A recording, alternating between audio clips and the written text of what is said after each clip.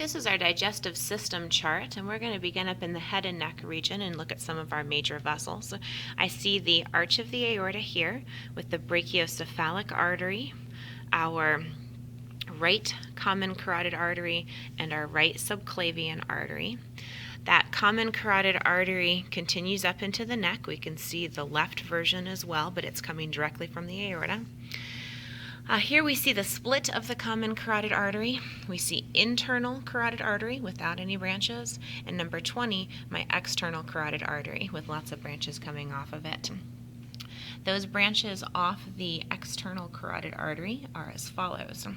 We have superior thyroid artery coming to our thyroid gland. Next we have the lingual artery, followed by the facial artery. And then somewhere in here, fairly deep, we'd find the maxillary artery. It's not visible. This would be the superficial temporal artery heading up into the temporal region. Posteriorly, off of my external carotid, I get the occipital artery, and I get my posterior auricular artery. All right, let's do the same veins. It's a little bit tricky because they've cut the vessels off, but I think we can still manage it. This would be the brachiocephalic vein. There's my other brachiocephalic vein. This would be my internal jugular vein and my subclavian vein. So you can see how the internal jugular and subclavian fuse together to make the brachiocephalic vein. And over here is my external jugular vein. All right, moving down into the abdominal region.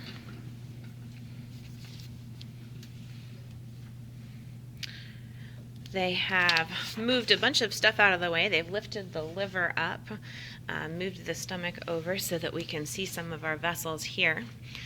The aorta is actually tricky to see, but we can see stuff coming off the aorta. So I've got a little bit of aorta back in this region. This is my celiac trunk. The three branches coming off of it, we have a gastric artery coming over to the stomach. I have a splenic artery heading over to the spleen.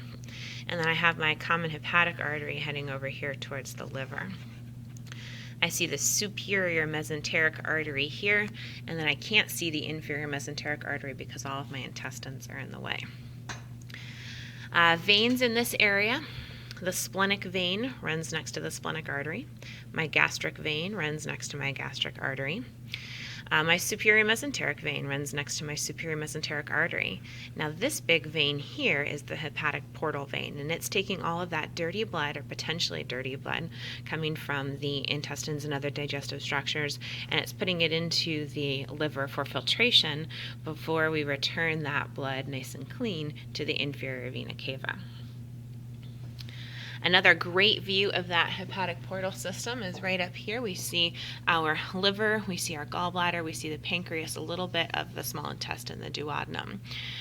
And in this, we also see our inferior vena cava and some hepatic veins. These would be the veins that are collecting all of that clean, filtered blood from the liver. Going into the bottom of our liver, we have hepatic artery in red, carrying nice oxygen-rich blood for those liver cells. We have our hepatic portal vein in purple. That's carrying the dirty blood that needs to be filtered. And then here coming out, we have our common bile duct, which is going to be carrying bile out of the liver. We can see the splenic artery and vein here coming from the spleen, which should be sitting around about in that spot. We also see the superior mesenteric artery and vein together coming out just under that pancreas, just inferior to the pancreas and just anterior to the first part of our small intestine, the duodenum.